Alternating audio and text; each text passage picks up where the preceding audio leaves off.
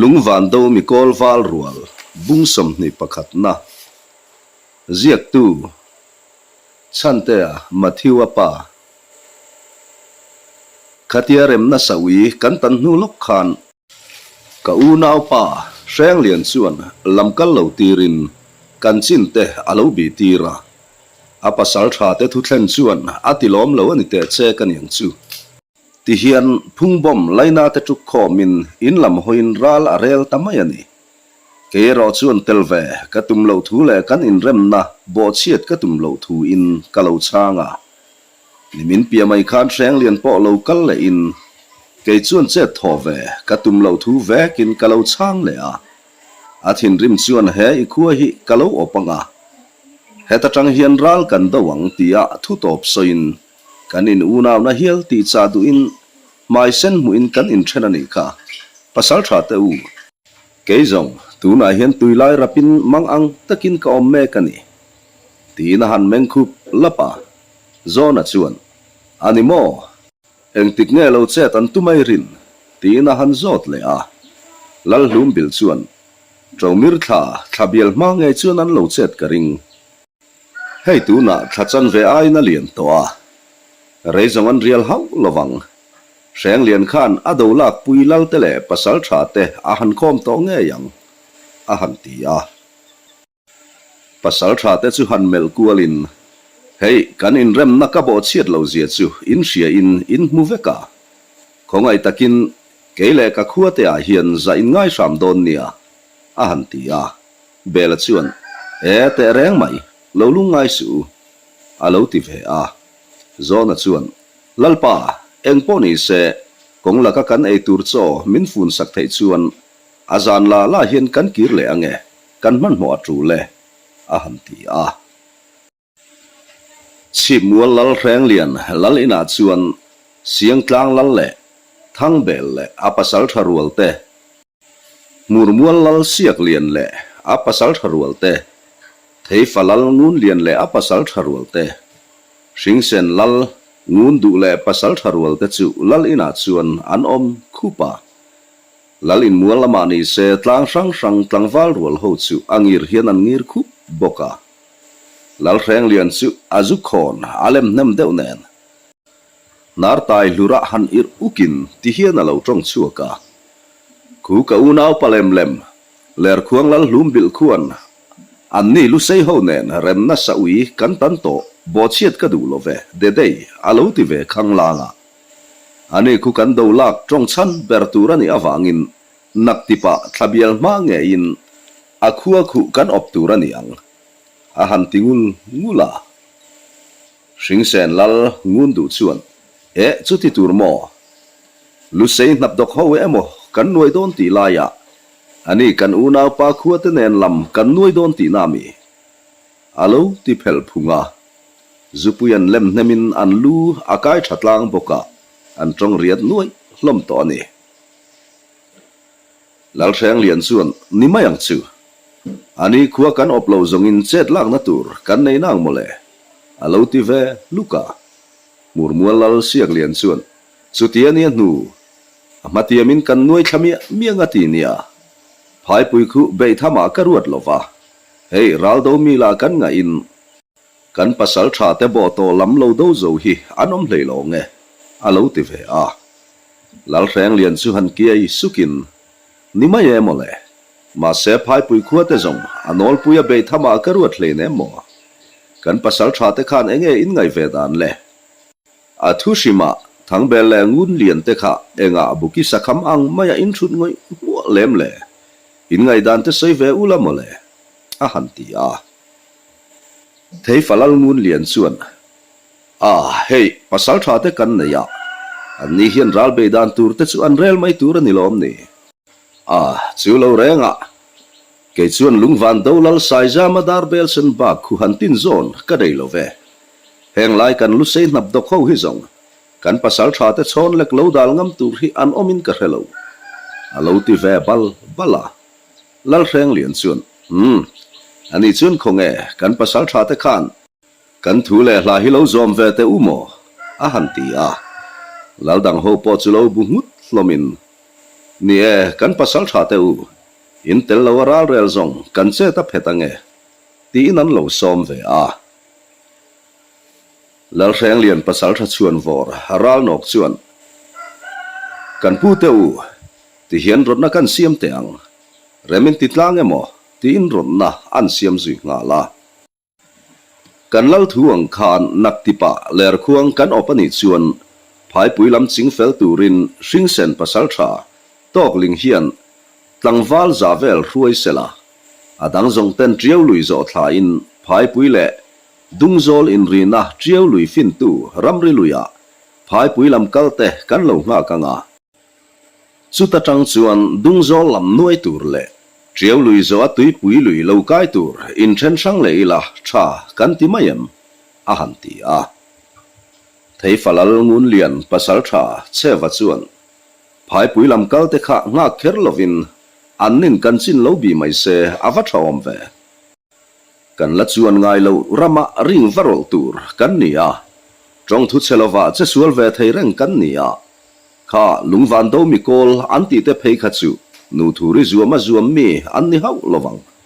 chu wangin dungzol lama ral nokin tlangwal zani vel huai sela ke ni triau lui zo tui pui lui kai turin chu tiang bokin tlangwal enge moza huai la athalong mo alo ti vele a hring sen pasal tha tok ling chuan chu chu rop na tha takani phai pui lama murmual pasal tha kheng kap nen kalila dungzol lama ral nok le siang tlang pasal tha lian za sing te kalta ula ti chuan ramri luya tangin keini kan lo in thenanga a fu zok lowang mo alo ti vele a pasal tharual te chu mani ngai dan sei chuan an han thum zui mama thumu maloyan nei hlei thei talo mani to ka ke kani in ti ve kan ni a an thu theu chu tlang tir an tum ran vek si a ai nga ma an tual thu chiat mai lavin murmual lal siak lian chuan ring leng lo hian a pasal tha te u eng po ni se in thu kam ke wa tang khan lalten haral beidan chu kan lo rel don nia ti in an thu chu alo rem ti tuaya chi mual lal reng lian chuan ani take khaile pasal tha te u min lo ngai thla te u ti hian ruam man na kan siam ange ti na lo ding hluaya ti hian a han soi zom nga la nakti pa heta tangin kan va in kan chuak anga ler khuang atangin kan kaldan tur chu kan soi le don nia chuti rualin ler khuang pialam lusei nap dok ho ramwal in lu atang chuan khotina pasal tha te theu kha ruai tu enin in en tur ani ang a han ti khura laldang te po chuan ni e mani tlangwal te theu ne na po kan lo soi don nia an lo ti clear a zona te ho le phai pui mi le sa tlem lo la cham bang te po chuan zinga chuan dungzol an lut ve ta an man mo e ma wang chuan dungzol lal in lam chu an pan ding nga la dungzol lal ina chuan lal le upa te ba ka pasal tharual te chu an chin ngai chang chuan an lo om veka zolbuk lampo mei pui eng ut si in thom la chu are arui maya zona chuan eng po ni se lal in hi ilu chom mai teng u ti in lu a han dil zuya lal in chunga lo om thang bonga te ho chu loading hluain chu le ti le kong kalam pan chu arual nga la zona te ho chu lo lut zui ve nga lin lal van pui thanga chuan e kan pasal tha te chu daminin lo kir le vek hi alom om mange o alo ti chu la thang bonga chuan moi hoi po ngak zo talo chuan enge in chan chin alo ti thua ya zona chu han tho halin tui chu a han khiat khula chu ta kim takin ler khuang lal nen anin dor na zong chu a soi fai ta veka lalwan pui thanga chu han room hutin che heule kan mong hang ho chun ler khuang chu trong chana mangin kan ro sum le karam i na wangin mo min ru nan lo tum le mi pa fa chuan ma ni ramwal hum turin kan lo be niang chu tin vai bel don chu a se ri rapa ming lian a chuan an du chuan ti theingun nai mo chu ma se a chet lam kan ma va tul ve mo tin thang bonga chu a han mel rala thang bonga chuan lalpa voin la la hian kan chet chu a va tul ve mo a han ti ve a lalvan pui thanga chuan e khai pasal tha ral rel lam thu zong in kuta kaninda veke nangnin tha in tiang khan rel ro kan min mei ven tura om love a han ti a thang bonga chuan ani chuan ama kan soilok tong khan minglian ral ton anen khan tlangwal zavel hruain tuna hian ramri luya tang khan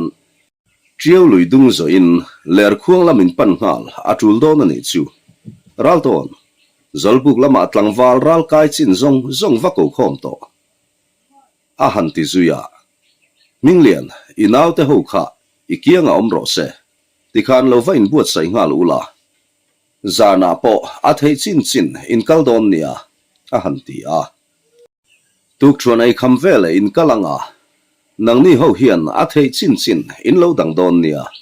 a han ti a sai ngura le rumalam chu hoin tlemin kan thu kan ti dang lam hreteang kein voina hian zinga le chona te hruain tlangwal enge mozan nen hruain kavakalanga nang ni zong hian naktuk leilung lan rualin a then phai pui lama a then ler khuang lama in then darin in local ve ngal don nia tlangwal som vel kha mun ngak in da don nia tuk chuan ai khama vek kan suakanga zinga chona nen kan tlangwal te vathlang to a han ti a zona chuan uthang ke ni himin mai tum ngotange o kan ha hau lovania ti in alo trong ve a thang bonga chuan mai lul love in mai tham kan om love sai ngura tanen hian roin lo rel don nia a han ti a ole tuna chuan tuk chuan eila tuk chuan ei kham vele apa chuakin lalmuala kan kal le vek don nia ti in a thu chu ati top tari a minglian a chuan uthang kan chet hi afu lo pal thei angin a han ti a thang bonga chu han kiai sukin chet sual chu om theye mi engzange kanin hlaudon ti po hi ka hello ma se chu lam ka thlir du lova ne na kan chan hun chi ka thlira chu ngai chu kan nau te a po ka tu hi ani chaklo thei kan ni na lam ain chak tu ra be tu ra huai sen na nei tir hi ka tum berani a han ti a tran kham sen vung lam chu hoi vungin enga ringfa te dam chung toy te a hian chak zo huai sen zok le ro pui zok ni du na awanga kan in do reng mai hi awahan ni nom em fara le mei thai kan pun belanga ro pui na le hne na la chung mi te tan ni lovin lal ta na ni si minglian kan dam chan hi enge moni chi le ti na lu ta ta ya minglian a chuan ke a minga thang chu a pasal tha hian kavat luk lo che pasal tha ifin na I huai sen na le inun zeril takte hi avaro pui em ti ina lu zui ve ta na la tuk chuan ai kham chuan dung zol lal muala chuan pasal tha le tlangwal rual ho chu an ding ngir khup maya chu tiang zatin ral thua mading ther ta fur mai chu nu nau tan po a thamuan pui tham tak zetang le lalwan pui thanga le upakula te chu leika a chuan an loading peu a la an bula chuan pasal tharual ho chu ral thuam fam kim nen an ding ve boka an zinga chuan maktak main ler khuang pasal tha tluta po aloding telve tlata lusei in chei dan dik takin atuk samalo ziel ngau boka mi mita fudu le ani lalwan pui thanga chuan pasal tha le tlangwal huai sen te u voina hian kan tan ni lovin lusei fa zong te ta naral beitur kan ni hi hria ula huai sen na ne naral beiturin kangen chewani tin kan mi zonun zemoi tak aya upaza na kha innun puitlat don nia pasal tha te zai nga ya chet lak hi afin thla nga ye khuanun aveng cheunga ne na hlado nen nge in lo kir le don nia a han ti a chuta thang bonga chuan ti hian alo ti zui ve nga la ole voina kan ral beitur te hi atam lama chuan an za ve po kan za don lova ne na hi tam lama ni lovin thin lunga zir ani thung tuna hian hnung tol tur le zam le tur chu local house in tharung mi alovin le ro kan khua le lu sei fa te tan kan beidon ani ti thin lungpu te tan chau lo chuan kan ral te hi beimi an ni love ti in a han mel kuala ke chuan hei hi ka tiama cheu kan chak poi ho hian karwang kan lo chuan kan ram hi an lut lowang chu tiang ti ve ngam fa chuan helai thing ser hi in sa don nia tin lo thei lova lo chuan lal thi sen kai te chunga le nu nau te chunga hriam lek lo ram kan tum don nia chu ti rualin kan laka che tho tu man ni chuan tim na nei hlek lo tur a trula ni chuan run ral thlenga tom to kanor kan tum do na a thei chin china kan silai hlo te kha kan ren don nia tin kan mel material thuam atam thei ang khom in tum don nia ole tuna ler khuang lama kal tur te kha in pasal tha te ho nen hian kal ngal ru le thu nei tak chuna han ti a thing ser chu satin ramri lui lam pan chuan an liam tangu ngua mai pasal tha tlu ta po chu minglian ate zinga chuan aral thuam fam kim nen chuan atel ve a thang bonga chuan zinga le chhona lam chu hoin kan ho tur te in ti fel to chuan tiru ke ni po muang chang lovini kalang u ati a an liam zui ve ta nga la phai pui lam pan chuan man mo takin an kal tangu ngua a dung zol zol buka chuan sai ngu rate rumate bela le zona te chuan ro han rel mamin sai ngu ra chuan bela tlangwal hi engzavel nge la omang o mun ngak som vel in data ila miza kan latling angem a han ti a bela chuan miza em chu kan tling to lowang alo ti a ruma chuan engpo ni se kan pasal tha te ral rela khan thu hla kan nei velem si lova rot nai hi kan sim ve do nem ni in tharung takin alo ti a zona chuan e khai ruma ilo in tharung lu tu kan yang e kati khokhat pasal tha ini a rot na ta chu siam mol ro a han ti a sai ngu ra chuan ani te takemo han siam ro ruma a han ti a ruma chuan mun ngak tlangwal som lek da hi kei che sual pal thil om thei ni in ka hretlat peka naktu ka hian kan khua lam kal tirin tlangwal hi mi som nga tal local belve sela kawati mo atrul le kan tlangwal telung van do lama lam kal intir le sela aek chetamin kan chakpoi te hi an tam mel sia mi le sa kan in mamo hle in karing ani a han ti a saingura chuan thil poilo takani chu lalbengi han thlenila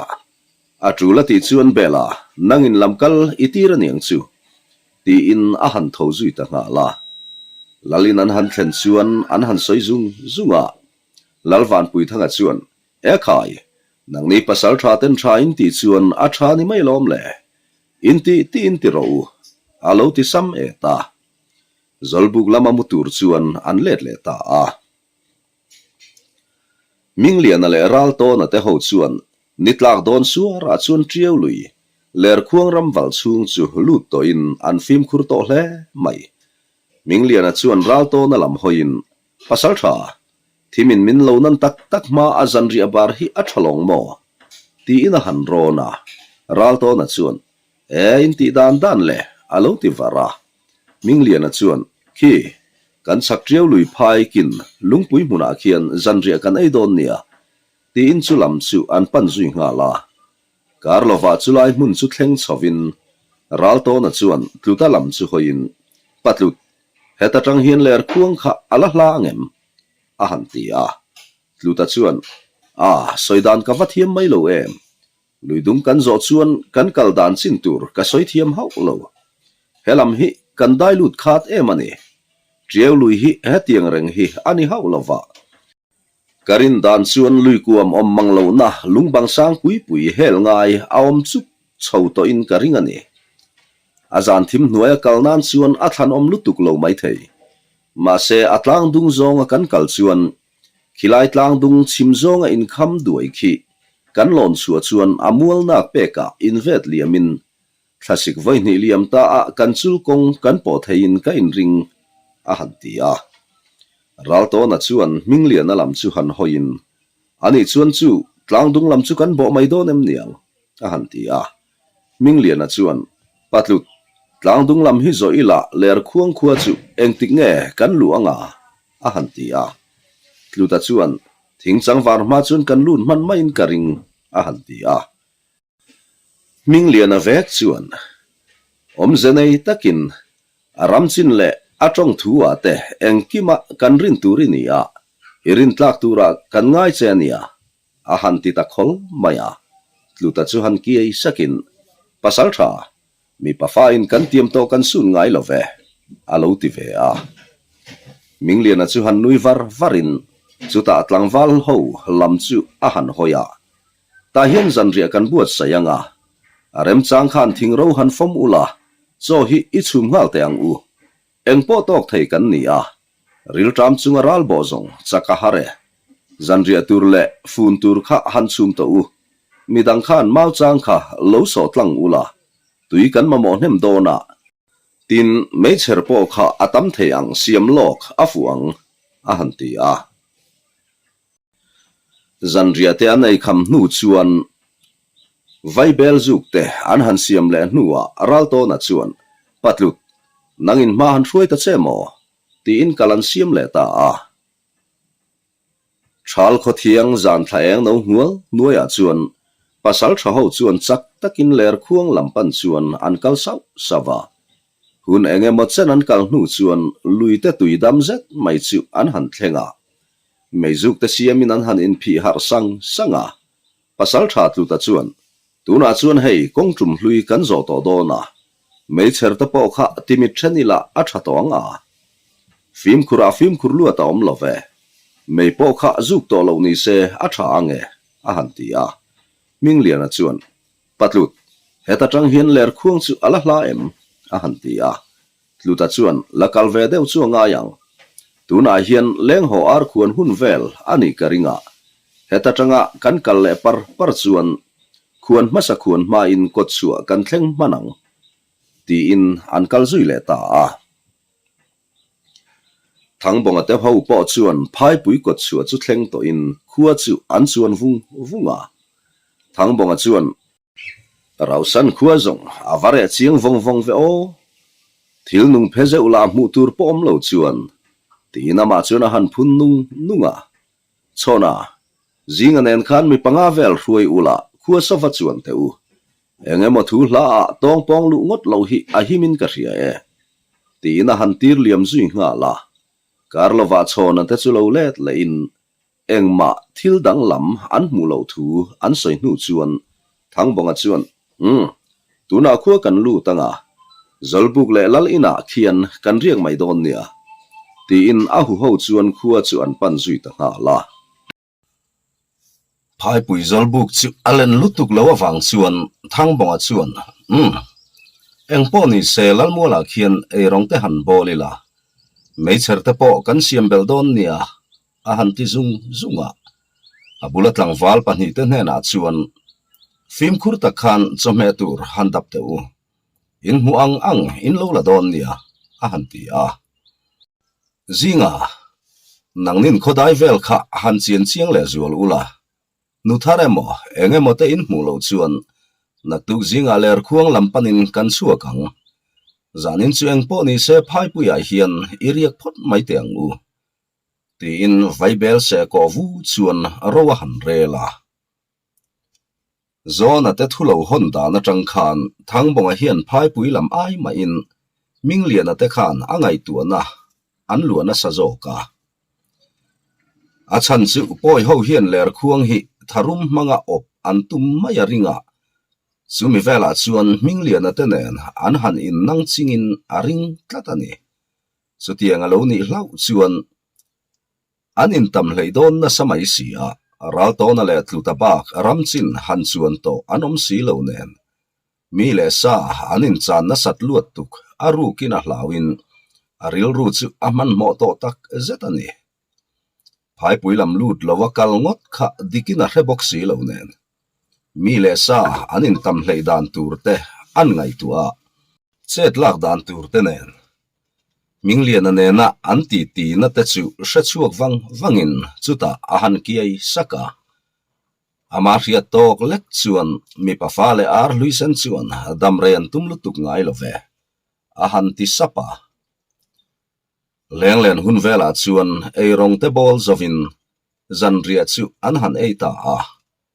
war el eva an ei nu chuan thang bonga chuan ole ti khan kan ei bang te kha han fun ula helama niak dang lam chia engma kan mu lo chuan naktuk zinga ler khuang lam panin kan chua kanga kan vai ro chuan kan kal lovang kan nudal tur le kan hnunga lo kalte lo ngak tur mi tlema zong kan in da don nia ti hian mu zai reli la atha ange ha chol kan mamo e ral veng ro in da ve ila atha ange tlom ngai the te kan om chuan a han ti a tlangwal ho chuan e kan ha lo ve an lo ti sapa thang bonga chu han kiai sakin zinga nangin ral veng tur te lo ruat to ti in phai puilal in lama chuan alu santa a atuk zinga chuan zan lama an cho thing te chu han bar mol hlomin ler khuang lam pan tur chuan anin buat sai zui nga la an hnunga lo kal te lo ngak turin tlangwal som vel chu da in abak zong chu ler khuang lam pan chuan an chuak tangwa a thang bonga chuan anaw te chu kalpa chuan a han fui mola an maba ka ko zia te phim kurle huai sana trul zia te chu a hril all lovani ni e an hmaloka hian thina nen anin ma chon don miu sia minglian te ho po chu khowar lambo ruak hit var nuaya chuan ler khuang ko chua chuan an thu mu maya ral to na chuan zoi fia tak mai hian ole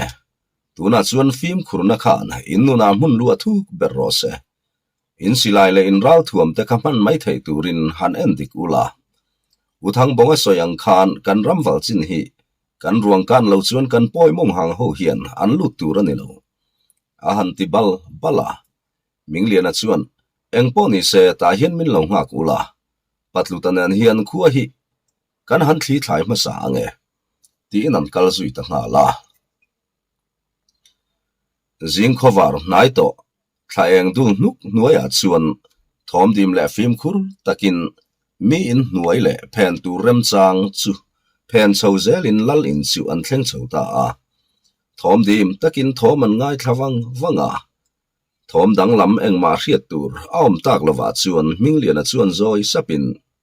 ka han lu teang engma hril hresa lowa in thon thut zong a thalove a han ti a tluta chuan chuti ani chuan khoi keman ti in lal kai tren chu an han rabridun taraka tluta chuan poi tong dik takin lalpa kongmin honto lu sei pasal tha te kan ni e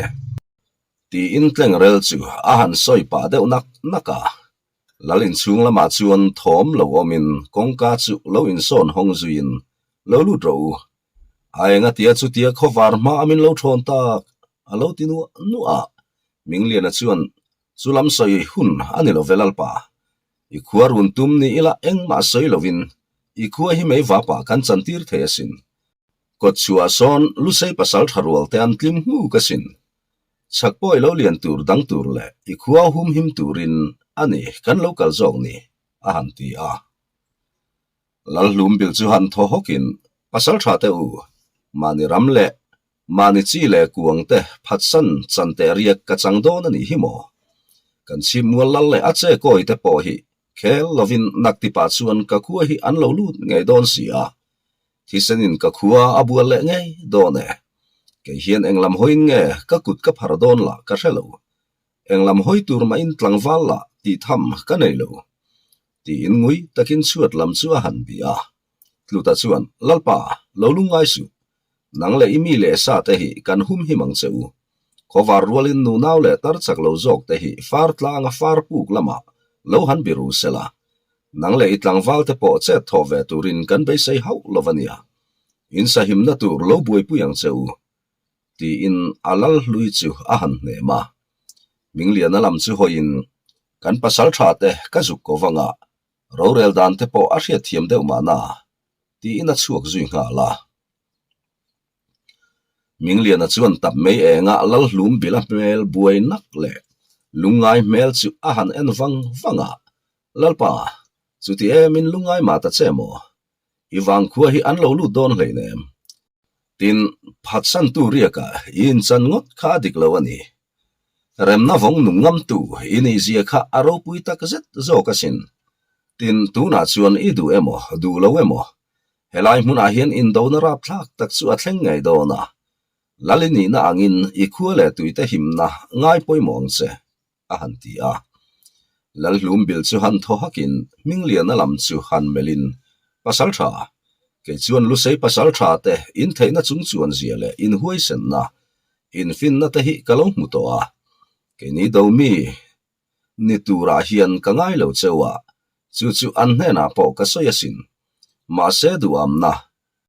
ro pui du na le chapo na wangin an beng ronga lu lo ani che kang chu eng po ni se kan chi te do tur chuan min phut lo ula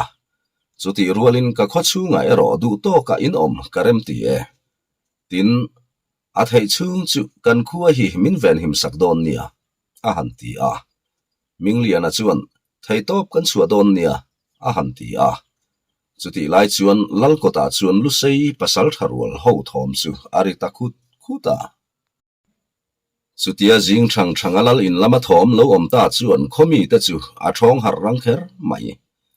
lal in laman han hoya lu sei pasal tharwal ral thuam ne na lo ding ther chu an mu chuan a then chu an sarak teng tung tamaya mi pathen khatla chuan ral thuam an lo chu ve tum rang boka ral to na chu han kia I sukin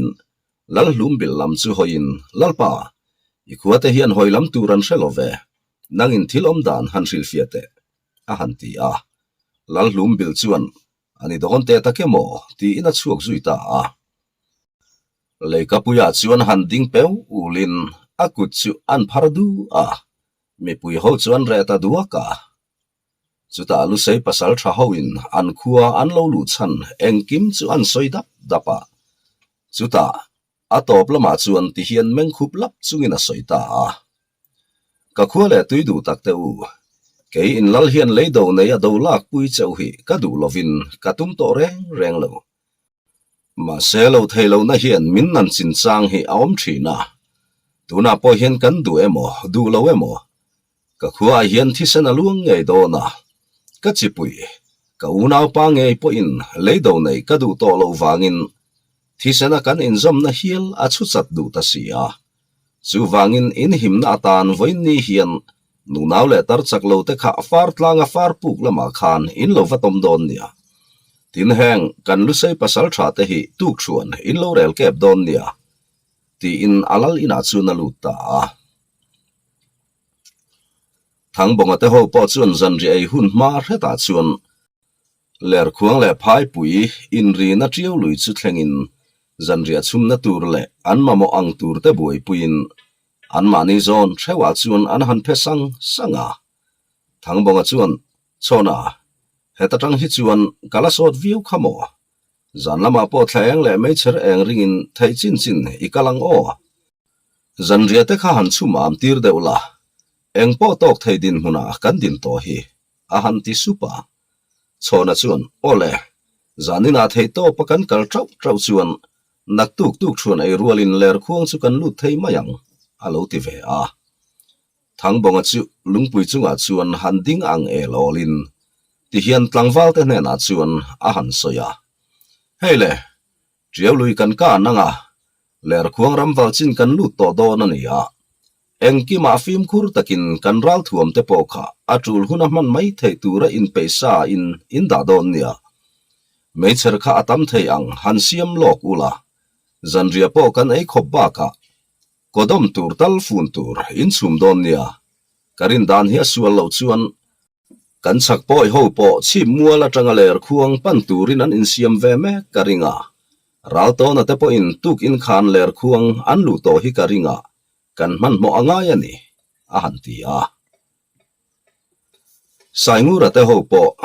bung khua le lungwan do lamakal tur mi an in tir liam to a dungzol khua po engemo pal thil thu a ral an lo lu po in an biruk na tur lam an pan to hlom boka lal chung kwa le nu naw te lo chom dol tur tlangwal som vel ti lo chuan phai pui le ler khuang lampan turin anin peita phai pui lal paliat na le zikani sailian pui chuan lo thla ve in zikani chuan pasal tha teu kan tam chung ni zong te ral tri le ral hlau reng amin siam tu te nu naw le tar chak lo te la ka po siam lek du kan hlum zial mong hang ho la ka hian za ngai na lan tir hlek su ti in anin vai liam zui ta a ramri luyan thlen chuan sai ngur le ruma le veta kunga te ho chuan tlangwal enge mo za hruain minglian ate nu chu an chui chhota a zona le bela te ho po phai pui lama an uthang bonga te nu chu tlangwal enge mo za nen an chui zui ve ta nga la sai ngur ate chu an kal sotin an u minglian ate sul nu awang chuan kong dap chop lowa kal an ni boka adu khian an duk pur maya zanria te ane kham chuan kalzui le ngal charin chul hlui kong tum chu an han po ve ta hlol mai chulai mual rem lai a chuan han chol wangin ruma chuan ti te u ha khat angtal I ching te ang u azan thu hla chuan eng man vatinang mole chulo renga ha lu tu ka om chuan tharui nei har mai ti in rot na a han siama kunga chuan niang miang khonge me char kan siam belanga tar pilu mu tur te kan zong nge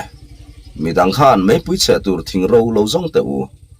ti na han che zui nga la an kal ha bo kan yang e me pui chu mun li la ya chep vam huwa min tar pilu chu mu tin an mun har zui bor hloma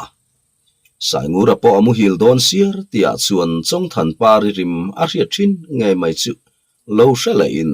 a thu chu nga la thom dim takin then mun thel hun lampan chuan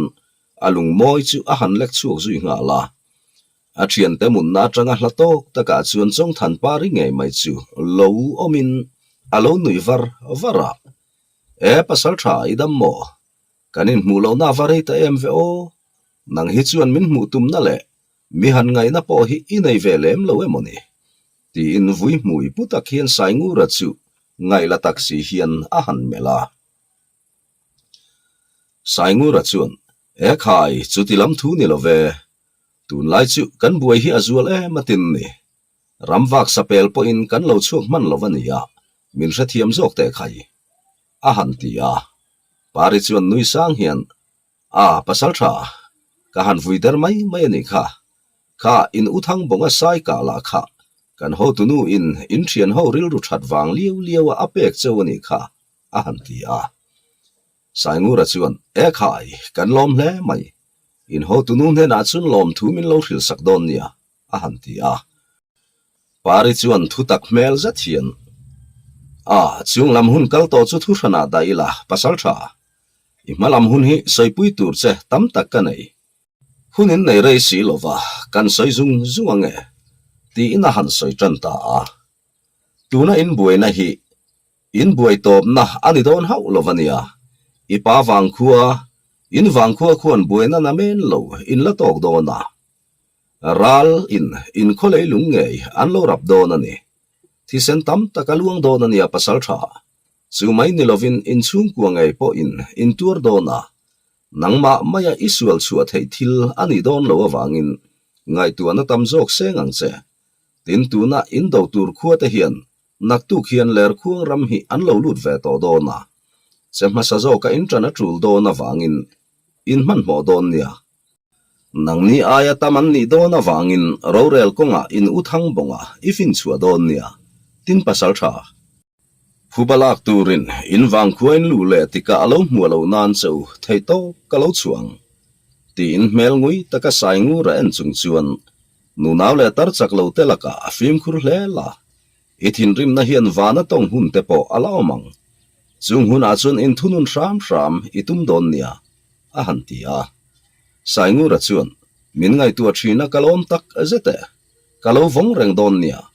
ma se kan kholam kha tia zona pek atum chu pari chuan lo pot chatin pasal tha khalam kha zongin iril ru lu a ri su se in maba ka ko em hi kha he hilaro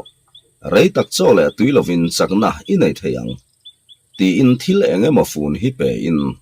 thlaiang dul rui nuaya chuan azam ralta a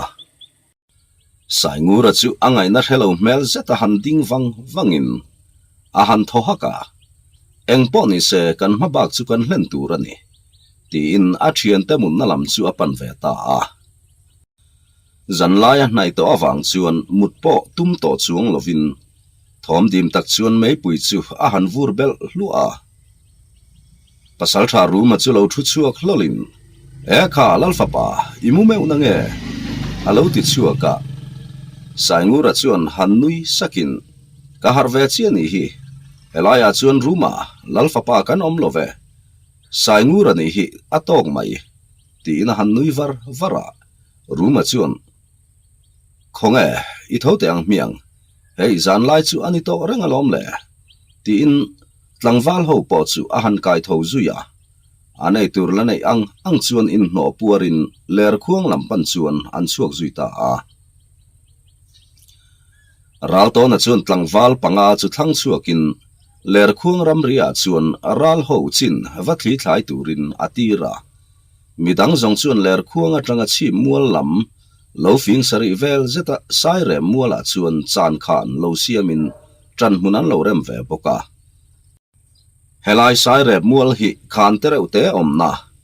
amual top zong atanga hel na om hau lowa chulai khan tereu te chu zo nge ngai ani awang chuan tran hun siam na tan athangan ni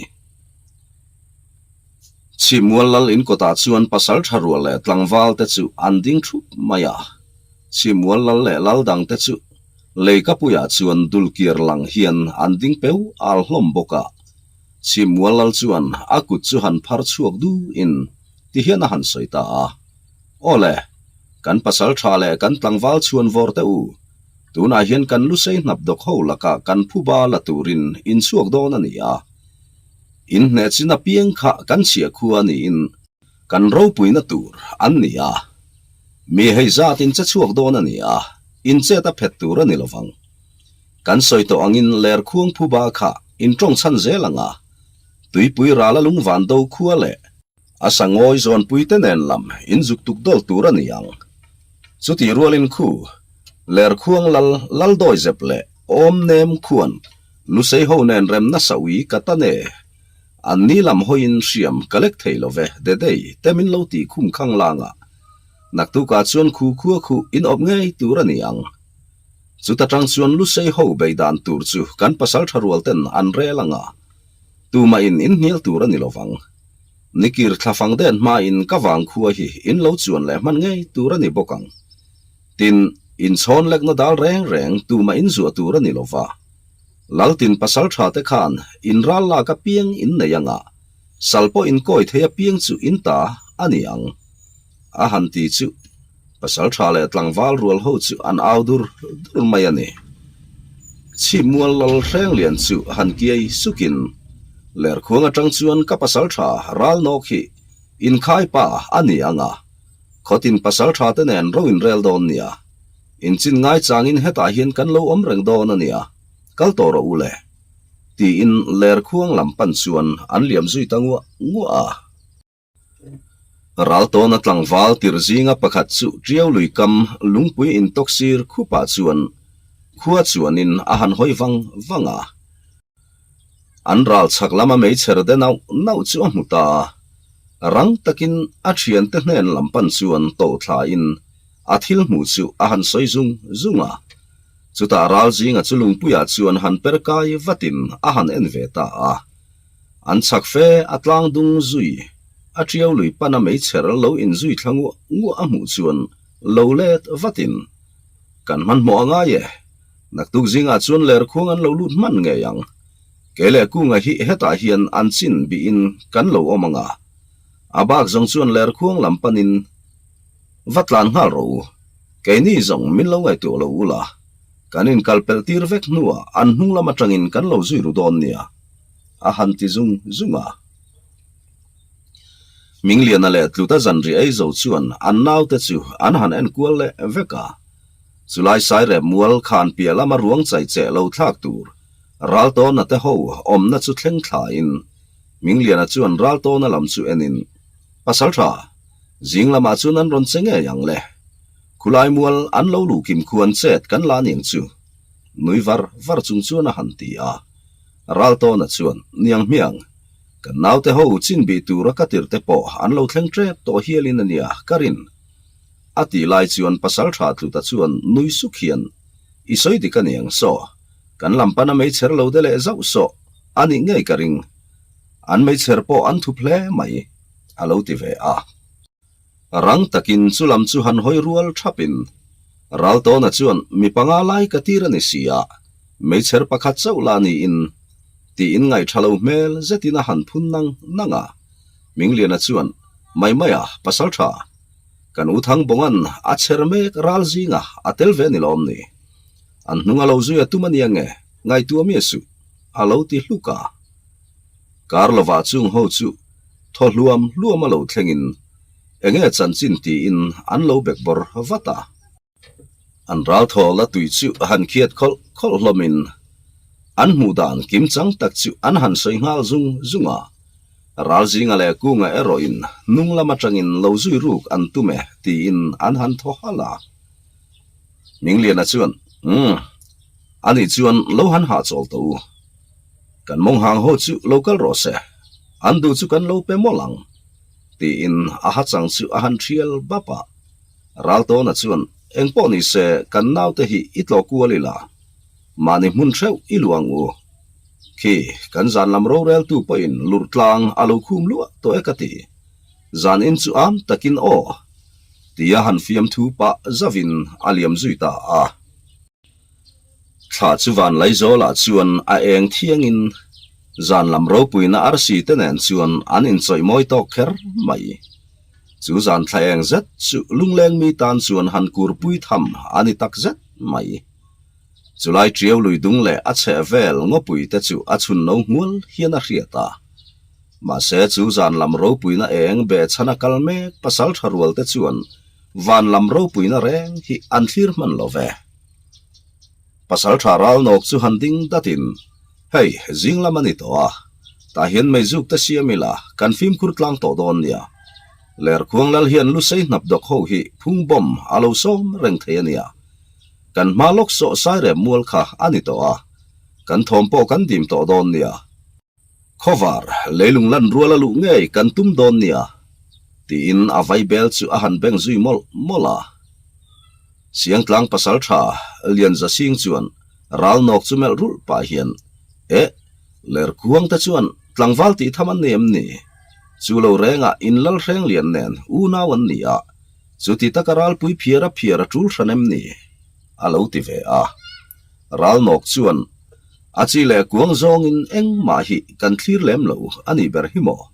tin ral do tur kan nia fim khurtlu ka om love karin dan tak phe chuan phai pui le ler khuang pialam hi chu kan tan po che ta khir khopin karing ani a han ti chara theifa pasal tha che wa chuan lungwan do mi ko te anti hi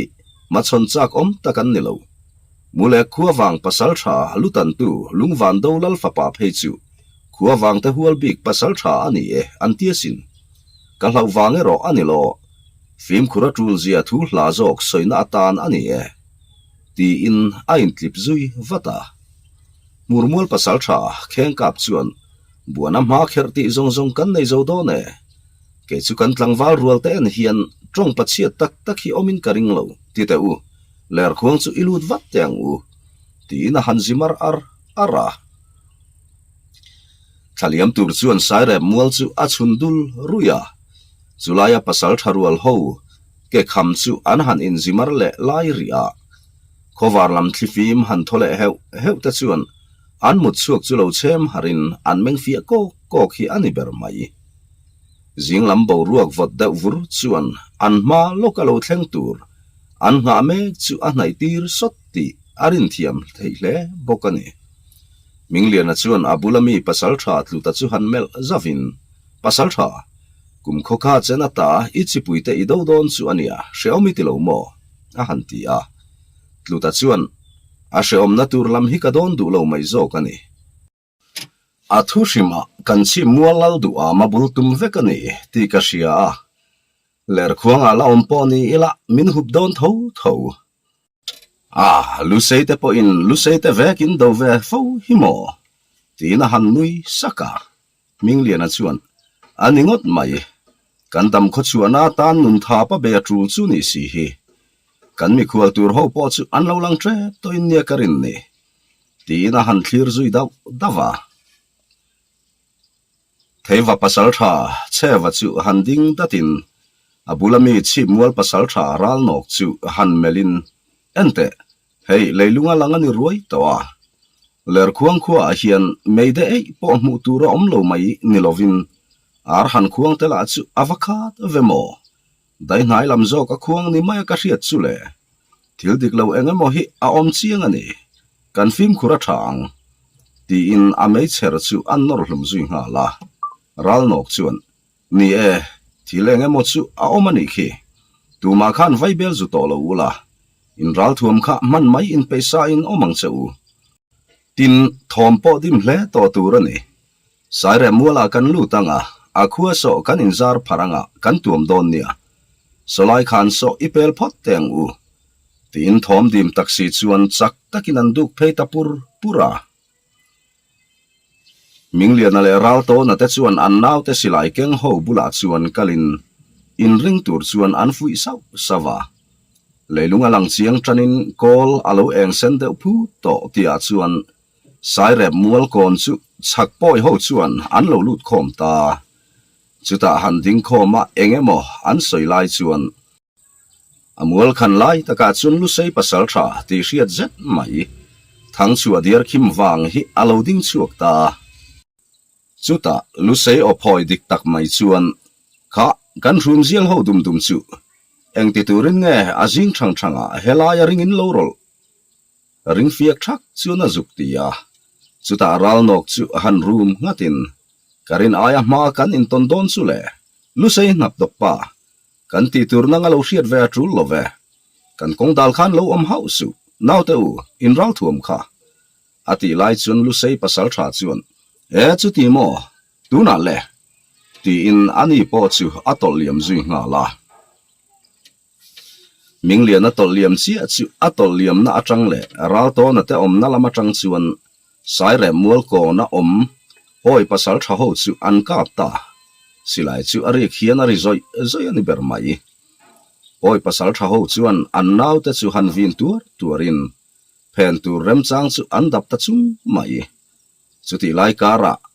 a then chu thole tur om lo hian lu sei pasal tha tengen mu chuan pial ral lama atir liam zui ngal ze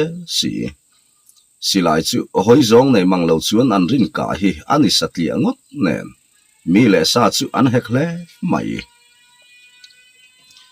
pasal tha ral nok chuan ring takin tuna muala tang hian tol chuak ro tia au tua chung chuan ani po chu alum liam zui nga la karlova poi pasal tha te chu an pil bo zo ta duwa ka sai re mol ko na chuan poi ho chu an tlu ko kal nuai mai minglian a chu ring taka awin naw te u in ring rang khan om ro o a han ti lawa chuta raw to na chu lo aw ve in poi mong hang ho lo chuak ta cheu ti na lo aw ve lawa te me ang mai poi ho re ta thap chuan anga ya ti thatchi lovani thang bong ate ho chuan ler khuang khua lo re ruai mai le apiafe asilai in lon un chu ria in man mo takin chu lampan chuan an tlan zui ta loka sai ngura te ho poin marlama silai ri chu ria in silai ri na lam chu an rin zon in an pan ve ngal boka oi pasal tha ho chu engemaw zat a tho khan na tluma se mishing an in tam hle ma wang chuan man mo atul hle rengani chuti laya silai ri han top ta dai te chuan an ngai ati thalo zualin film khur tak chungin silai ri an riat na lam chu an pan ta zela tluta chuan minglian na lam chu han mel zavin pasal tha kan che ta fu don lovin ka hretlat helai mual le chemun hi helin min hual le tani lo vek chuan amual dap hian in sem darin min beidon ani covering em ati lai chuan sai rep mual thang bon chu alo al chuak ta zuai mai Ming lian na chu ring taka au chuakin ralton inom na tangkhan tong hnung rang ro ati lai chuan pasal tha ralton na telam hoi chuan poi ho ngen mu chu asur hian aron suranita ralton na te tan chet lak dan tur awang ta hle mai ahan hoi kuala silai le me khukara poi pasal tha te lo tol nai me chu ahan mutamai renga anaw te la chu in veng seng bik su an tu vele tol thin nen tol hnung don se an lang chiang don si sai rep mual kon lama chuk don se poi ho la chu phung vel ang mai nan pung bok si ral to na po amang ang ve ta tak zeta aril ru chuan kahuna top ve don ta ni hi tia han room hakin asilai chu amet puak zui nga la ral to na naw te po chuan an din hun chiat zia chu ria in atam thei ang ber tluk pui tum chuan an silai chu mei khu le silai zen khuzam ngun kara chuan an lek chuak vele ta mingliana chuan tlutalam chu hoin milo vero sai rep kona poi ho khu ka zuk ve thlange tia kalmaya han tum chu le silai mu hi an lam hoi chuan alo sur chho vele ta chuta zet chuan poi ho chet lak dan chu a hre thiam ta anaw te chu ring taka avin an han kap let ve ta a chuta le an om namual in kholu na lama tang chuan me alo al chuak vele ta poi ho la chu amom hian an lo mom chho hi ani tamai mingliana chu han room hakin che hei kan mong hang ho chu amul da pin an lo in valani hi mo ral to no telam chu eng angang mole ti in asilai chu ahan lek chuak zui vele ngal zata luta thena chuan solai korte lampanga khan kan naw te hi toliam puila ta khan tran hunin lo siam thale don nia ke chuan ral to na te om na lam hi ka zuk puyange tin phai puila ma rang takin lamkal itir ngal don nia tu na le ti in ring takin naw te u in veng chung zel khan tol ru le ti na ma chu kang phim to oi ho local lo na lam nia a hriata chuan atol liam zui nga la ral to na telam le minglian na telam chu an hek ve ta hle mai oi pasal tha telam po engemo za tluma se ami singan in tam hle e mawang chuan an tan ti ngai na awang e mani tluta chuan an lama poi ho lo son chho zel mu chuan pomchil nge yan tum ti a hre thiam ta tunan in pomchil ani ngat zongin an chan chiat dan tur chu a hre ngal vek nen mangang ril rutak chuan a han hoi vel ruaya chuti lai chuan thlibeng zong chu lo in thak hretin thli chuan mei al chu abeng let ta zok hlawa chu vele tluta chuan tuna ka pro ti tuarin an silai mu chu a thlon lo hlom chiang kher mai poi pasal tha ho chu atlu khian an tlu ve ta zoi mai tluta vek chuan ring takin tuna me khadep kai ve ngal ula kan piamol korte so in pan ngal don nia ti na silai chuan so zui le ngala ral to na chuan an lampana poi ho lo in pang o zial tup chu ka hlum sen mi an ne lo ti le in pom chila rala chuan chaw raw ek thai mai tur an ni chu ain hra chiang si silai ngota lo ka hne mi la an ni si lo engemo za chu lo kap tlu ve ma se an ni lampo an hek ve em tho nen poi ho la chu phung velan soi ang main an pung thu re moti tur hi an la ni si aril ru chu abuai ve tak zet to ani anaw tel dam om chun te ne na chuan tol hnung ula muale lam so kai tum ro ti tuar pa chuan asilai chu a han met puak zui vele nga la chulai mun chu jing ni chuak sara chuan mei khurim nen silai zen rim nen thisen rim nen chuan ain pol nuai to mai ani oi ho chuan pomchil ngei tum chuan aral to na te ho chu an pan zui zela silai la chu ari chol lo hi aningota tuna zet zong lusei pasal tha te top na ni chu anhai ta em ni le mingliana chuan ral to na te om na thlen ngei tuma phim khur taka a hel lai chuan apia maya tang chuan ral jinga le kunga te chu thisen kai nu hian an lo chuak ve ta hlol mai mingliana chuan nui sakin kulai kurunga khuan ilu thlang ตีอินอันปั้นซุยงาละอันสักละมาชวนสิลายพวกรีแต่เหลี่ยมตัวรุมรีแต่แหละอินเอาเล่าทอมแต่สุอารินวยหน่วยปอยภาษาทะโหชวนอันนาวแต่สุหันหุยข้อมทะเลอินลุตแต่ลำแหละราวโตนะแต่ลำนอร์ตูร์ชวนอันอินเทนสังตาซุมซอมแหละเซลตูร์